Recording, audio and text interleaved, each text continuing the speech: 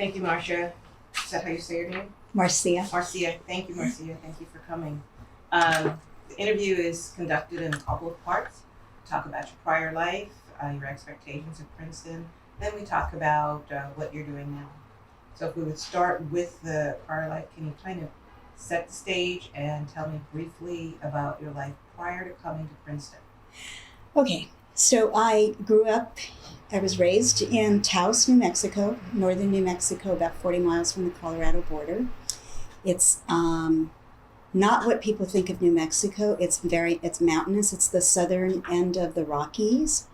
And so it's 7,000 feet elevation, snow in the winters, ski resort in the area, a lot of Native American influence. There are several pueblos that are Native American communities that are still very vibrant in the area. So it's a very tricultural upbringing. I'm sixth generation U.S. northern New Mexican. Relatives came from Spain, France, Italy. Mostly the ones that we've documented the most came from Italy, but the identity is definitely Hispanic if you're from New Mexico, Latino if you're more recently politically enlightened. Did you attend public or private school there? It was public school. There was only 2 high schools in the entire county, but population for the entire county was maybe 15,000 people, so it was really, really small, very rural. And my high school, there were 250 students in my senior class. About 10 to 15% went to college, mostly went to college in New Mexico. And the academic offerings, it was a good school, generally not a lot of, disciplinary problems and all, but it's pretty limited in what we had offerings. No AP classes, no what are the other ones, the level below AP? Honors classes, no honors classes. The only foreign language that they offered was Spanish, and like 75% of us were bilingual. So although I took Spanish, I think maybe 9th grade, I didn't really know how to read or write it. I just knew how to speak it. Was it a co-ed school? Yeah, co-ed. So, with all that, what made you decide to come to Princeton? Well, in my junior year, meeting with my college counselor, she suggested that I do a summer school at Exeter. The Exeter summer program. She had helped another of my friends get in the summer before, and it's so strange. I didn't even know that's where Amelia had been that summer, and we were friends. But she had gone to Exeter the summer before, liked it. Then my college counselor said, you should try this. You've got good GPA and good for you to get out of the area. So I went to Exeter, and most of my friends at Exeter were from Louisiana, African American from Louisiana, Alabama, Georgia. For some reason, that's who we all gravitated together. I was actually asked, there was a student play being done by the Black students, and they asked me to play a mulatto role. Because, French, Italian, Spanish, and I was lighter skinned than the rest of them. And I met this guy who was from New Orleans, student, and we kind of sort of dated. The most you can date in a 6 or an 8 week program. But he had been at Lawrenceville summer school the summer before.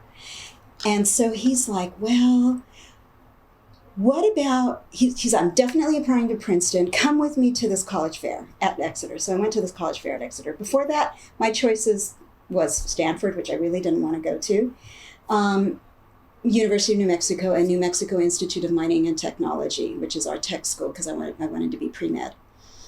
So Mitchell from New Orleans says, come to this college fair. And I looked around, didn't like it all, the presentation from Yale. Harvard, well, okay. Princeton was intriguing, and I don't know what about, I think it's beauty. it just struck me a lot more, the stuff that they had out, the visuals. And he said, well, I'm definitely applying to Princeton, and I'm definitely applying to Yale, because he wanted to be on the Supreme Court. He knew he wanted to be he knew he wanted to go into law. And I wanted to go into medicine. And he says, well, why don't you apply to Princeton also? If you want to apply to Yale, fine. If you want to apply to Harvard, fine. Well, it was Radcliffe at the time, because although they had co-ed classes, they weren't co-ed living. And so we both applied to Princeton. He got into Yale. I got waitlisted at Radcliffe.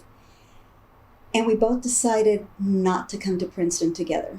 So as seniors, we're having these long distance conversations that we had to make appointments because, long distance calls were really expensive in those days. And so he worked at like a Piggly Wiggly. And so he saved up his money and he would be the one calling me, so I wasn't the one having to pay for it. And we had these very mature discussions about, well, we don't want to interfere with each other's, academic performance, but we want to be close enough that we can see each other for big weekends or not so big weekends. So I decided to come to Princeton because I decided to come to Princeton. He went to Yale. We saw each other for the first Princeton-Yale game freshman year, and we both said, you know what?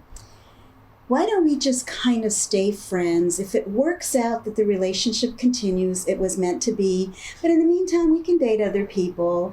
And it worked out. We still stay in touch. And it worked out fine because, it's high school puppy love kind of stuff. That's not always serious relationships for everybody. And so that's how I came to Princeton. It wasn't because I, was looking for a particular professor. I definitely wanted to be pre-med. So when you got here, did you have any expectations coming in? And if you had expectations, did the school live up to them? Well, expectations was I thought it was in New England. Because I didn't come down here to visit when I was at Exeter. So I thought it was that part of the country. I didn't have expectations because you couldn't really research colleges in those days. There was one book. There was like this catalog of all the colleges that existed, I guess, in the U.S.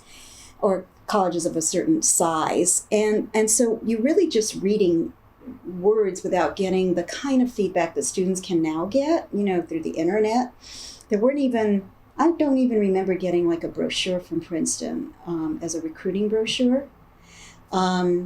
So I didn't come with a lot of expectations other than I knew it was going to be really challenging academically. And it was. So I came as pre-med and I flunked my first calculus quiz. And in 10 days of calculus, I was totally lost. I knew I was not going to be able to handle it. I had been a straight A high school math student, but my high school didn't even have pre-calculus. We had like advanced algebra as our senior year. We had trigonometry, algebra, geometry, and then this advanced algebra, which also it was an advanced algebra, but I had no pre-calculus. I couldn't grasp concepts of what calculus was all about. And even more than that, I couldn't grasp what's its utility? What do you use it for? And so my pre-med advisor said, well, because you're not really prepared to be here with the students that have gone to Bronx Science and Math, and have taken an AP in terms of math. So he said, why don't you take math at calculus at Princeton High School and then take calculus as an undergrad. But that would have put me a year behind on most of the pre-meds because calculus was a prerequisite for the sophomore level pre-med courses. And I kind of thought, well, if I'm struggling with calculus, and then of course everybody's talking about the struggle with organic chemistry, and I'm thinking, well, do I want to put all my heart into thinking I'm going to be pre-med? Maybe I'm not going to cut it academically to be pre-med. And I loved my psychology class. And so I ended up majoring in psychology. And I did brain research anyway. I wanted to be a neurosurgeon. I just didn't want to be pre-med. I wanted to be a neurosurgeon. What did I know what neurosurgeons did in those days? So with that story, did you feel like you fit in when you got to Princeton? Okay, my first day on campus, 2 other men, Latinos from Albuquerque, serenaded me outside my window at Blair Hall. One played the guitar and they both sang Las Mañanitas, which is a very traditional, it's used for everything. It's a birthday song, it's a, congratulatory song. They play it at weddings, birthdays, baby showers, whatever. And so that welcomed me, and I knew that I had folks geographically and culturally that had a similar experience, and they were my big brothers forever. In terms of fitting in, I think my experience was a little different from the folks that I've recruited from LA, from Los Angeles, who are more maybe second generation US born. First of all, growing up in New Mexico, my role models were Latino, my teachers were Latino. The only people that we used to joke that the only people that were not Latino in town were the bankers and the Protestant ministers. Merchants, but then we didn't have like the big stores. We didn't have the chain stores. We had around the plaza were the merchants. You went to the five and dime store and it was owned by locals. And so I didn't come here with a sort of not a chip on the shoulder, but a feeling of people don't think I belong in the US or people don't think I belong here. I didn't come here with that timidity. I didn't feel I fit in terms of, they had no clue what northern New Mexico culture was all about. If people here knew about Latinos, it was Puerto Ricans, a few Cubans, maybe a couple of Dominicans that they had come across in their lives. So it didn't bother me that if I felt out of place, it was really the wealth. I actually found my parents' financial aid application many, many years later, and they had $4,000 of income. We were not poor, we were middle class. They owned a sand and gravel business, but they saved pennies. My mother always had a garden. She canned food, so that's how they made things stretch, the dollar stretch. But coming here, and people are still, their winter break is to ski the Alps or, to go to France, or they're traveling for spring break is I stayed on campus because I couldn't afford to fly back. So it was the wealth disparity that I felt more out of touch with. The Third World Center was really where I felt the most at home, and not at home like in New Mexico at home. It was the most welcoming, the least, do I have to prove myself? Most of the minority students that were here then were first generation. There were 2 people that I know, one person that I know whose parents were college professors. He was African American. Everybody else, their parents were social workers, laborers, maids, domestics. They were, maybe a couple of them were they were their parents were high school teachers. There were no second generation minorities here then, nobody whose parents had come before us.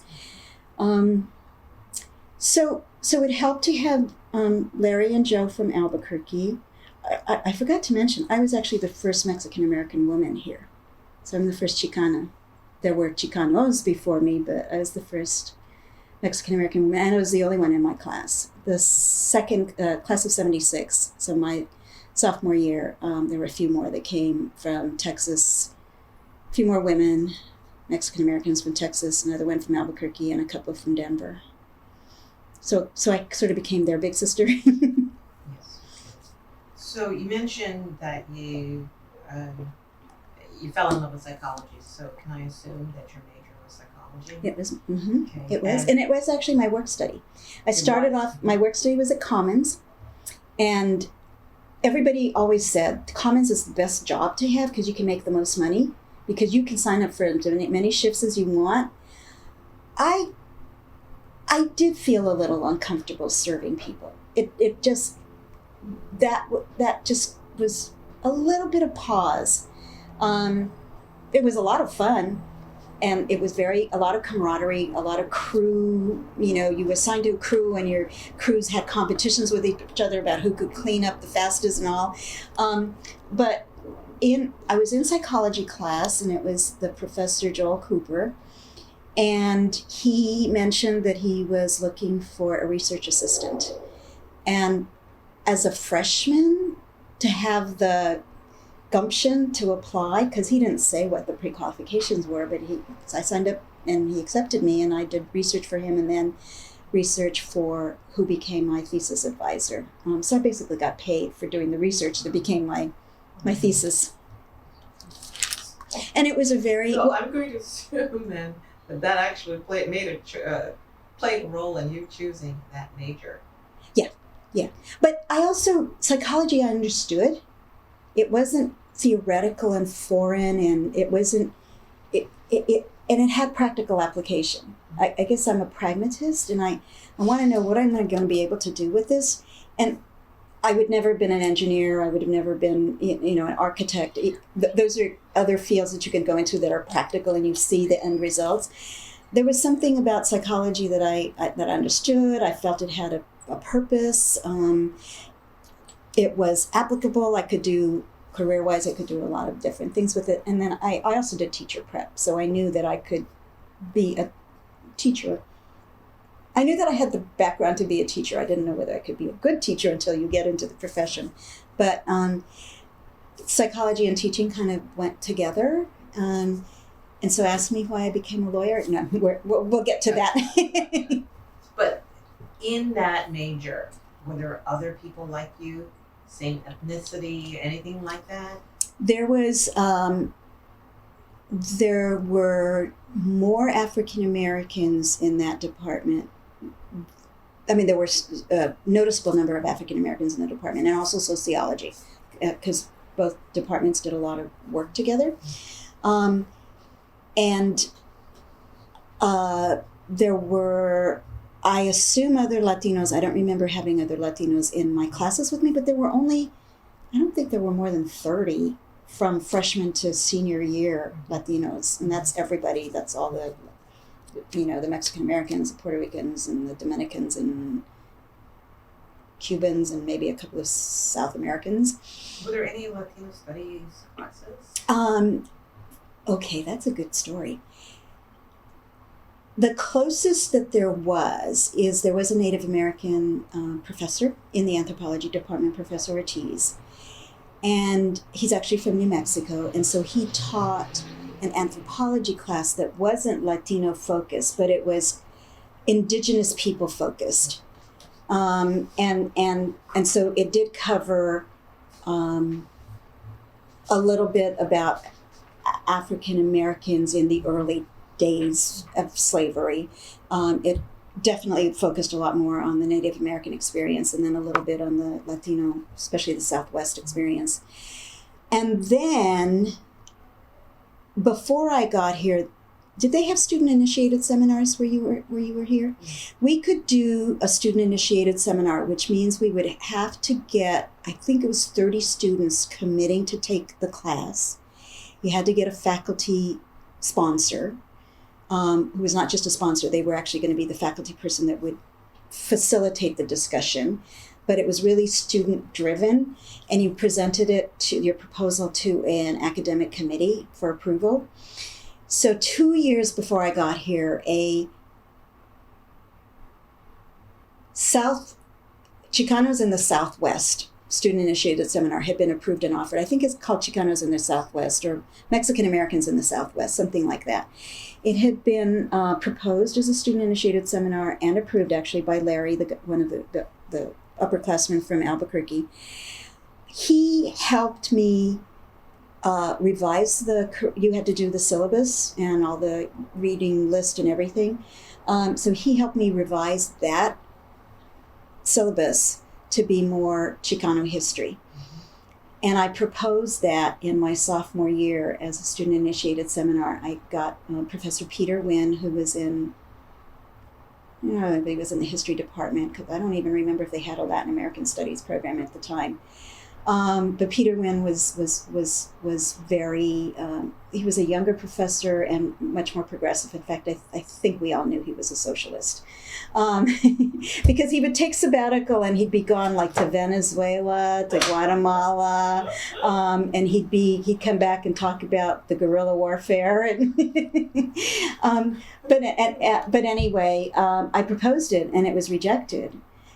And I actually came across, because we're doing an archives project, the Latino Alumni Association, and it's an article in the Princeton Alumni Week, not the weekly, the Princetonian.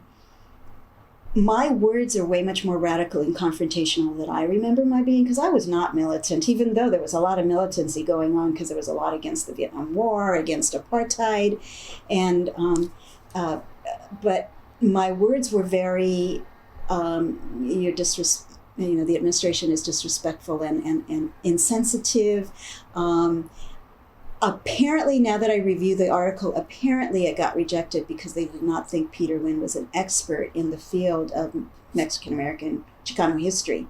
And I'm quoted as saying that, isn't it more important to have a good teacher that has good teaching skills than somebody who just knows the subject?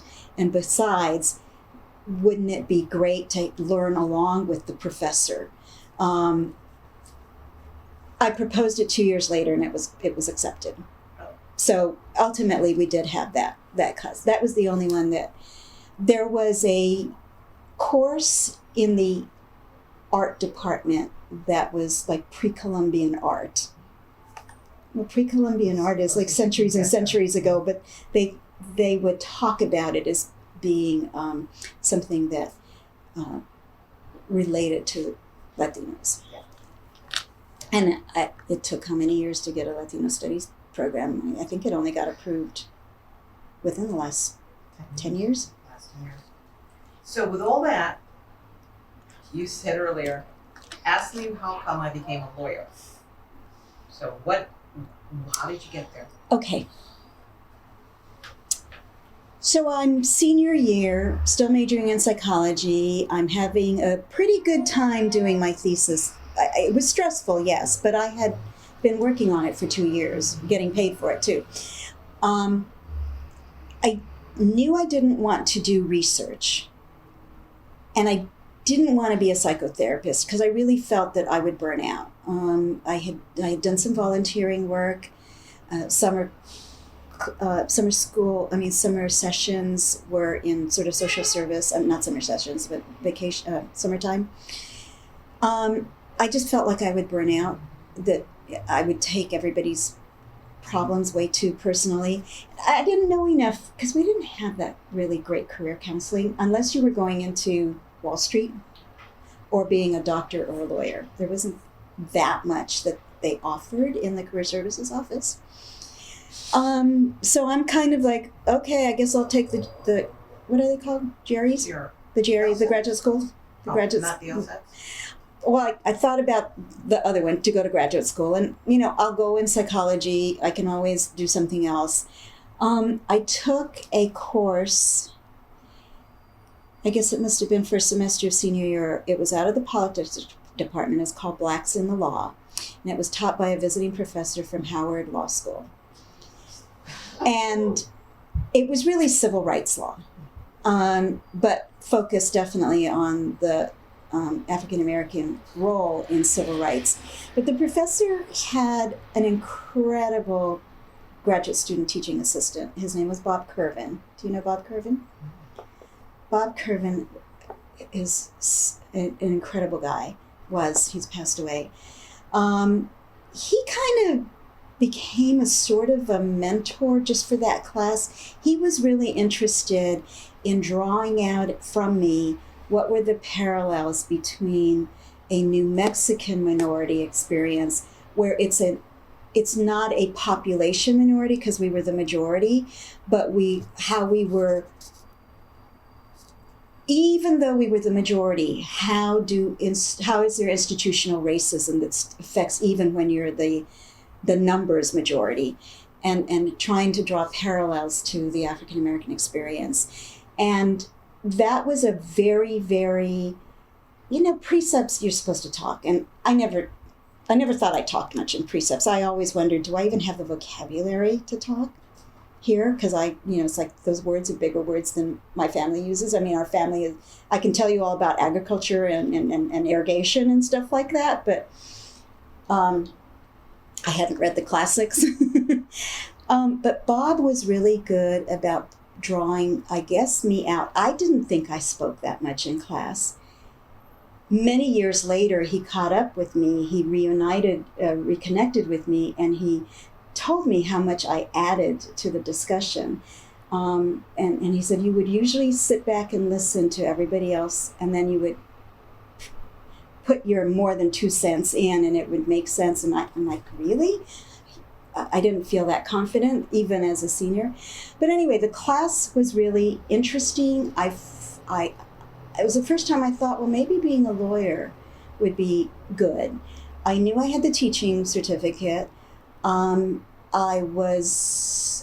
took the GREs, and I don't even remember if I applied to graduate school, but then I took the LSATs. And the LSATs, I took it studying the book. There was no internet at the time, and there were no the prep classes offered on campus.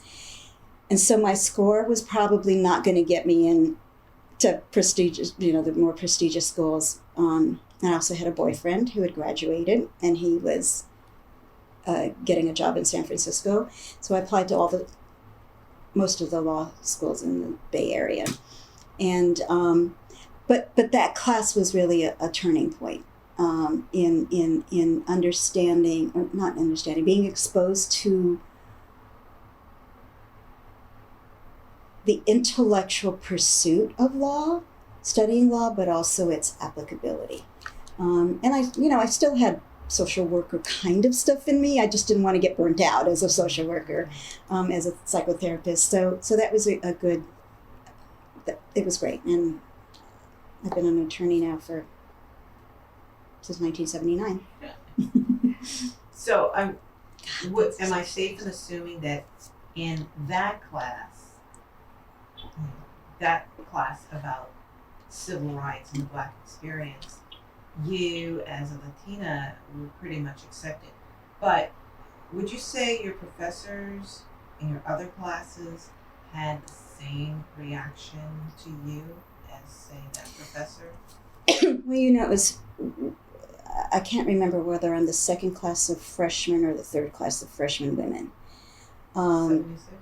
So I started in September of 71. I'm class of 75. So September of 71. I know in 69 they accepted transfers. I think 70 was the first freshman class, and then mine, September of 71 would have been the second freshman class, I think. And so there was still more of the should women be here. That I didn't ever get blatantly confronted with it, or even subliminally confronted with it. I had not the experience that some of my classmates say, that where professors blatantly said, you shouldn't be here, you don't belong here, you're lowering the prestige and the academic rigor of our school. I never felt that. I think that professors found me as like a curiosity. Like, they didn't know what New Mexico was like. They didn't know what their idea of what New Mexico was. It was still, there was a program on television, and he was a sheriff in New York City. Now there's no sheriffs in New York. He was a sheriff for New Mexico. The character was a sheriff from New Mexico that got a job as a New York City police officer, and he was in the mounted police unit, so he rode a horse. it was a very cheesy program on television. And people thought everybody from New Mexico rode horses, and it's what the media portrayed New Mexico. It's the desert, and there's, cowboys and Indians. And so on campus, I think people were more curious about where I came from, what was my background. I don't ever remember anybody telling me that I didn't deserve being here. But I think affirmative action during that time was embraced, and it was way before claims of reverse discrimination, that affirmative action was keeping other people out. It was also affirmative action, and minority students were very much supported by a lot of other white students. And really the protests against apartheid were as involving, and there was as many supporters and advocates that were from the white student body as there were from minority student bodies. So there was more, it's kind of comparable to people saying that the civil rights movement for African Americans was very much supported by the Jewish community. So at Princeton, minority issues tended to have a lot more sympathizers and active supporters by white folks, white students, and professors. But I will have to say that, talking about being curious and not knowing what New Mexico is all about, my mother sent me a cashier's check from El Pueblo Savings and Loan. It's when we still had savings and loans before they collapsed. And I went to deposit it at my bank account at Princeton Bank and Trust. And they put an international funds hold on it for 20 days. I could not convince them that New Mexico was part of the 50 states. We were the 48th state, folks. I said, look at address, zip code, the telephone number. It doesn't have an international code on it. I did get some students, a couple of students, making kind of insensitive, naive comments like, oh, well, do the Indians still raid the towns? I blame that a lot more on how the media was portraying the Southwest. And there were, when I was here, maybe 5 Native Americans students. So the chances of them interacting on a more personal level were nil. Now, do you remember in all that time what your thesis was? I remember half the topic. I remember conceptually what it was about. I have no clue what I found. What were my conclusions? So it was hemispheric bilateralization of the brain and processing of color, shape, and something else. There was a third thing. But it was a really interesting project because I did human research. So I would pay students to be our subjects, and I think we paid them like $5 per session. So it was like good money. And they came into our lab. What my professor, my thesis sponsor, and the professor that I started working out for, Nancy was her first name, and I'm forgetting her last name. Nancy. Anyway, she was doing research that was going to be used in part by NASA to develop the space shuttle cockpit. I think she knew that's eventually what it was going to be. I was aware of that. But what we were doing is looking at, does the brain process faster and more accurately a button? Let's assume it's a warning button of something on the cockpit. If it's square, round, or triangular, if it's red, blue, or green, and that other one, I can't remember, words.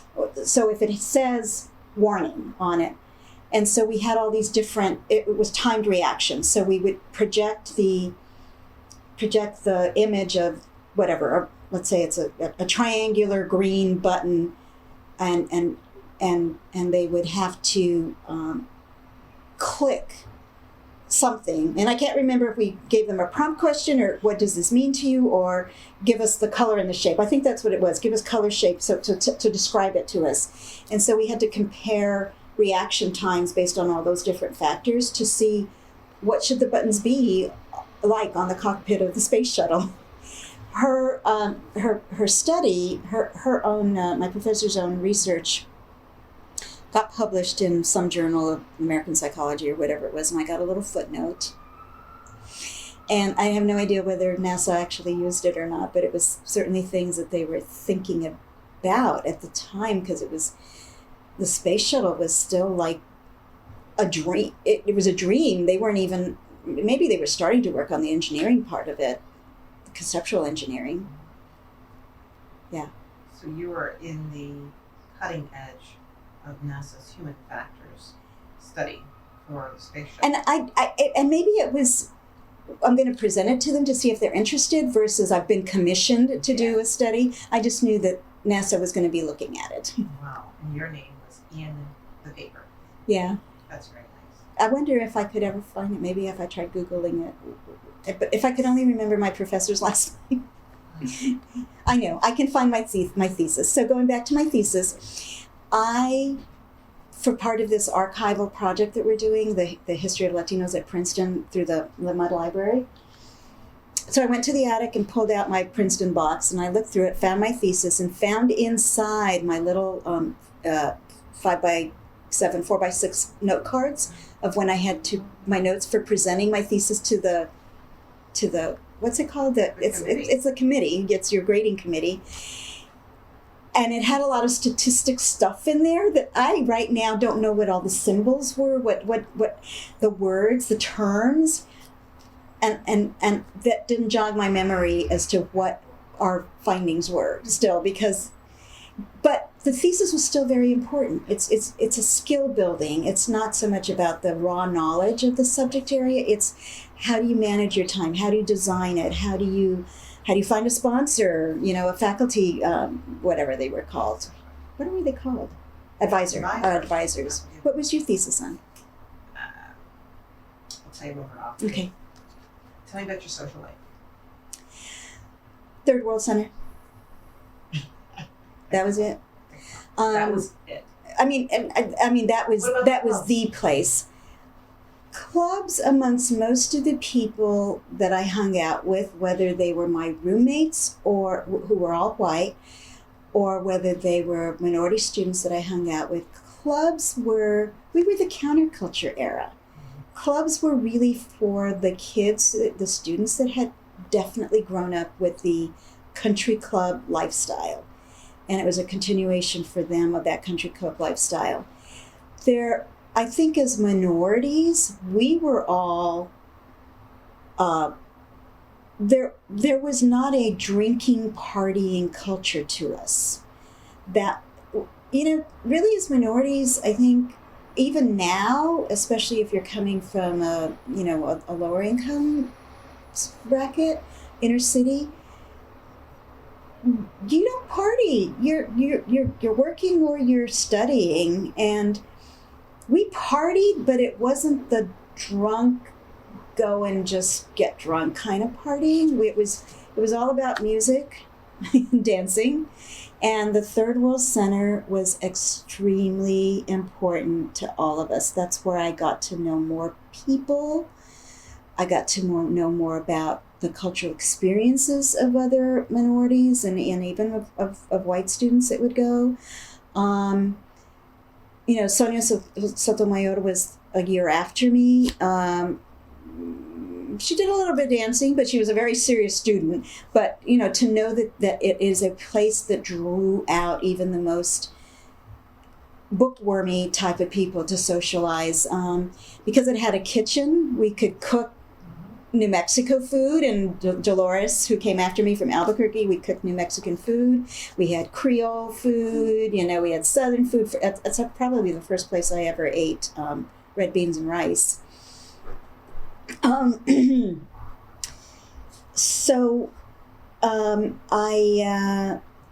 I was never interested in going to the clubs. I think I went to one dance, and I felt this isn't for me. First of all, it's not the music that I like.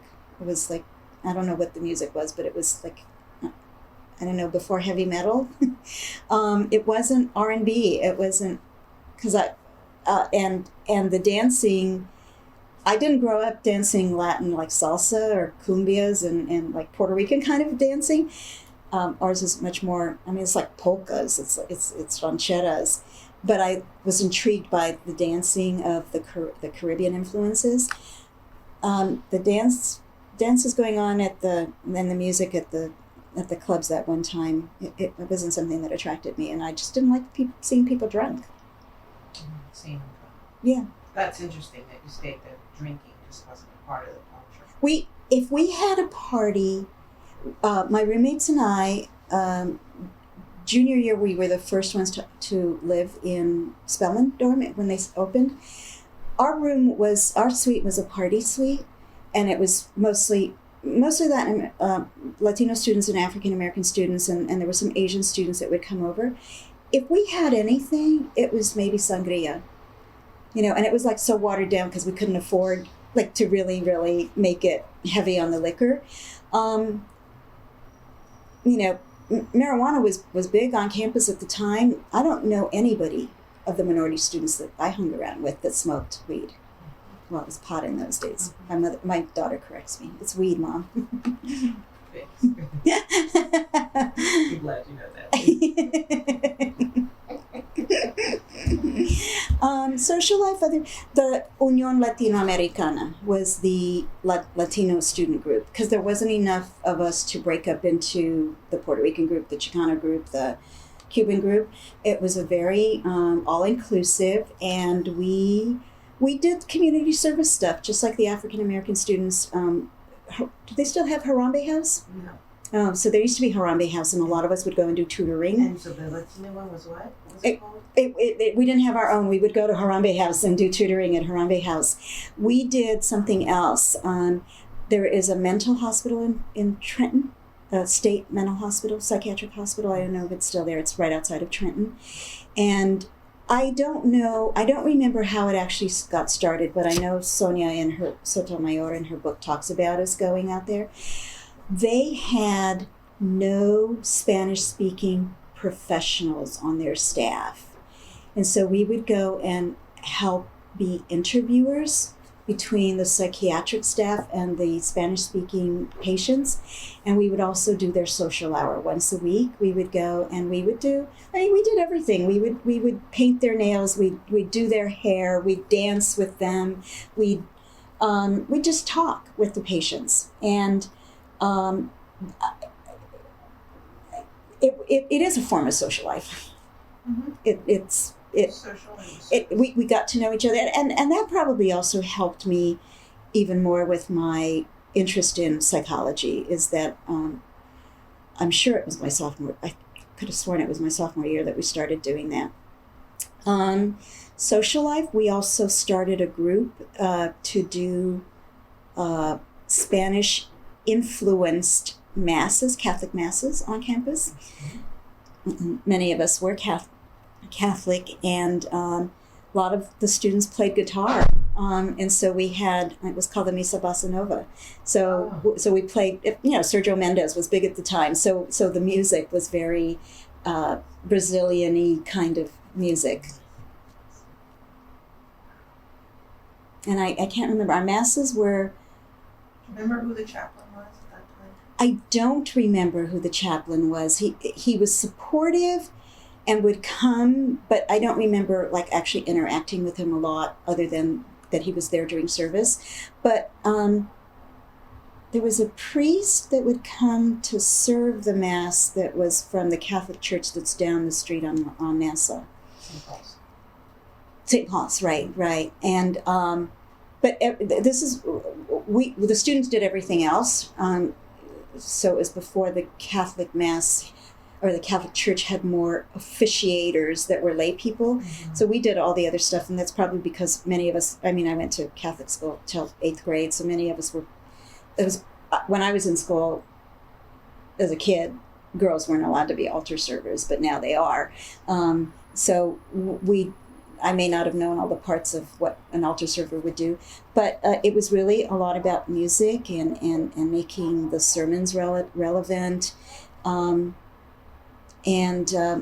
It's where the student center used to be. Is that Chancellor Green? It's got like a rotunda. It used to be it used to be a like the student center had like a cafeteria, like you could order on your own. And then it was either there that had another small room, or where Theater on Team was, is where our masses would be. So we wouldn't even be in the church, in the chapel. Yeah, so we just had a small room because it was maybe 30 people would show up at a time. Mm-hmm. I don't even know how people knew to come there, because this is before internet. Word of mouth? Yeah, it's all word of mouth. Word of mouth. Yeah. Absolutely. Yeah. So we're at the top of the hour. Is there anything else you want to add that I might not have asked? My gosh. So there was Professor Ortiz, work study.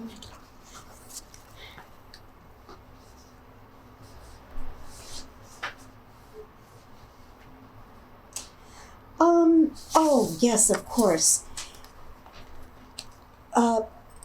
People who helped make my life even more rewarding here. The university, knowing that they had admitted students that were first generation and for whom it was going to definitely be culture shock to be here. They had a program where university administrators could volunteer to be like surrogate adopted families for us. And so they asked us, students voluntarily could participate. And I got paired with Bill Weathersby. Bill Weathersby was vice president for public and external affairs for the university.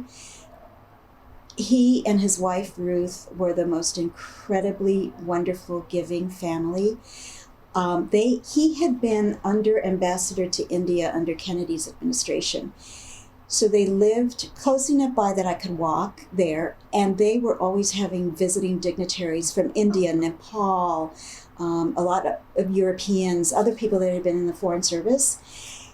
And so I got exposed to all kinds of food, because they would try to have food that was familiar to, like, Nepalese. I didn't go as far as trying the soup with goat's eyes in it, but they actually did serve a soup that had goat's eyes in it. But now the big rage in Los Angeles, and I don't know about here, is hot pot or shabu shabu. I had that in the early 1970s with them, with all this, and I guess it's a part of India. I don't know if it was Nepal or Burma, but it's the broth, and then it's served on a thing with the heating underneath, yes. And it's boiling, and you just put in your vegetables, and with a skewer, or you just let them float, and then you scoop it out with the little basket, the wire basket. And I was a foodie back then, before the word foodie, because I grew up in a very rural area. We made use of all the parts of the lamb or the pig or the whatever. So I was not averse to trying things. And they just were so welcoming. And it's like, you know what? If you just want to come out and just take a really good hot shower that's a private bathroom, not in the communal showers down at the bottom of some basement, that's fine. Just come out. And Mrs. Weathersby really loved Southwestern art and Latin American art. So she was always asking me questions about the Native American potters and the jewelry, the turquoise jewelry making. So there were the Drurys. Do you know about the Drurys? Mm-hmm. They weren't our parents. They were like our godparents, or maybe our grandparents. They had that loving, when you just need a hug, come by. They were wonderful. Peter Wynn, as a professor that really supported a lot of us advocating for things on campus, he was really important. I mentioned Bob Curvin. He, as a college student during the Newark riots is the person that was caught on television in the news a lot, where he was with a megaphone trying to get people to stop the looting and the physical destruction. He ended up as a graduate student here. He was very good friends of Kenny Gibson, the first black mayor of any major. In fact, during our Blacks in the Law class, we spent a week shadowing Kenny Gibson. Well, we called him Kenny because that's what Bob called him. He's probably known as Ken Gibson. Bob ended up becoming the head of urban poverty funding for the Ford Foundation. And it was urban poverty funding all over the world. So he was the one in charge of the Ford Foundation's money going to Calcutta or to Kuala Lumpur or, places in Ethiopia. Fascinating guy. And he reconnected with me when I ran for, I was a trustee I was nominated to run for trustee. And in the brochure, it says where you are, because that was before TigerNet. And he tracked me down after the LA riots. And he said, I want you to show me LA, not what ABC and NBC and CBS are showing. I want you to tell me and show me, what did the riots really do? Who was doing it? What were the communities? Who lives there? Not the same thing over and over and over again. They get the same reel, that gets repeated on media. And he says, because I want Ford Foundation to make an informed decision and not to just be putting its money where the political power might be, where the federal focus might be. And so he said, I'm coming out. I want you to spend 3 days with me to just show me around. And so the major physical damage was in Koreatown. Most of the residents are Latino Central American. So their little mom and pop grocery stores were destroyed. They had no place to go get food, diapers, milk, cereal, provisions, even to cook at home, because all of the Korean-owned small mom and pop grocery stores were burnt down.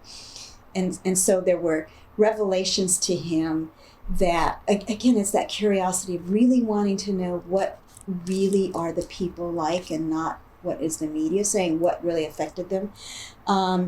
And so we kind of stayed in touch after that, and then fell out of touch when he retired, and he just passed away about a year or so ago. There's a really great article in Paw about him and his role in sort of New Jersey civil rights. Anything else? Let's see about her. Well, the juries we taught. Teacher prep was important for me. Okay. I taught 5th grade. It was either 5th or 6th grade. Where? Princeton. It must have been 6th grade because it was already middle school. And at that time, 6th grade, that was when they were experimenting with shifting what the middle school grades were. So it must have been 6th grade. All the girls were taller than me, and the boys were about my height. Okay. I had no disciplinary problems with the boys. The girls were all snotty and sarcastic and and like, well, who are you to tell us? And you were at Princeton? Princeton High School or middle school? Princeton Middle School. Mm-hmm. Okay, so you were in the neighborhood. Yeah, I know I walked to the school. I can't remember where it was, but I walked. What year did you do it? In your junior year? I did student teaching my junior year. Yeah, and that made me be an education advocate. Even though I didn't go into it, I have always served on nonprofit boards that deal with education advocacy. I still do. I do all the ASC work, and I'm one of the regional chairs for mostly. I've been doing interviewing and recruiting in LA since 1979, and always focused on inner city schools. But the nonprofit organizations that I've decided to be with, to really devote my time to, have all been education advocacy and inclusion, diversity, bringing additional resources to public schools. Even as an ASC volunteer, a lot of my focus has been trying to get the East Coast to understand what inner city West Coast experience is, inner city Los Angeles experience for public schools are. I don't know whether you guys out here ever had to go to a year-round curriculum or a year-round school year. LA Unified became so overcrowded their school physical plant could not accommodate all the schools, so especially at the high school level. So they went to a year-round calendar. So students were in school 6 months at a time. So they compressed a nine-month session into 6 months. And most seniors, or if a senior was in their whatever, I got stuck with a time frame for about 4 or 5 years where most seniors from the inner city schools were off curriculum, off school. It was their summer break, or their summer break, but they were off between October and February. Well, that's the middle of all of the stuff having to do with applications. So the school districts were not giving me, they would submit their application. Princeton would say, gee, your teacher recommendations aren't in, your counselor's recommendations are in, we haven't gotten your transcript. The student is not on campus. The schools wouldn't give them the home phone number for the teacher to contact the teacher about. The students couldn't get summer jobs because it's that time of the season where nobody's hiring, and it was before they started to hire high school students for seasonal, for like the Christmas holiday season retail. So the students were really at a huge disadvantage for at least 2 years of their high school experience. That means they couldn't go to summer schools because they were in regular school at the time. And so now our big challenge is the proliferation of charter schools. I mean, LA Unified's budget, because of the tax dollar that comes with the student, this year is going to go down by almost 20%, based on about 20% deflection to charter schools. And it's really hard to do recruiting and to promote Princeton at the charter schools because there's not, they don't even have, a lot of them don't even have a college night. If they do it, it's a little gathering just amongst their school. There's not that collaboration amongst, when I go to college fairs, sometimes for LA Unified, there's like 8 to 10 high schools that are participating. So I get to spread my time amongst a lot more students than trying to do each one. So you do that in addition to your work as a lawyer? In addition to my work as a lawyer. What's your specialty as a lawyer? I'm a municipal law lawyer. I work for the city of LA. Okay. So I was a prosecutor for the first 15 years. And then after the LA riots, I decided I didn't want to be doing, I took a leave of absence after the riots, and I worked at Rebuild LA, that was this nonprofit that got set up to try to convince corporate America to invest in the inner city. So I wasn't doing law at all. And so when I couldn't afford the salary cut anymore because I was on leave, but they weren't paying me my city salary, and it was a nonprofit that was being funded entirely by donations, I think I stayed there about 1.5 years, and then I went back to the city, and it's like, I don't want to be putting, it's not that I had an aversion to putting people in jail if that's where they deserve to be, but it wasn't a solution. All of the economic problems that and social dysfunction problems that lead to people being incarcerated, people looting, people being dropouts, teen pregnancy and all, jail is not the answer. And so a job with the Community Redevelopment Agency, or a attorney position advising the Community Redevelopment Agency, which is a city department, but it was a completely different unit of our own office. I went and worked there for 7 years. Mm-hmm. And after that, I stayed entirely on the civil side of our office, advising everything from city council members to departments. Okay. Well, thank you for your time. Thank you. This was a great interview.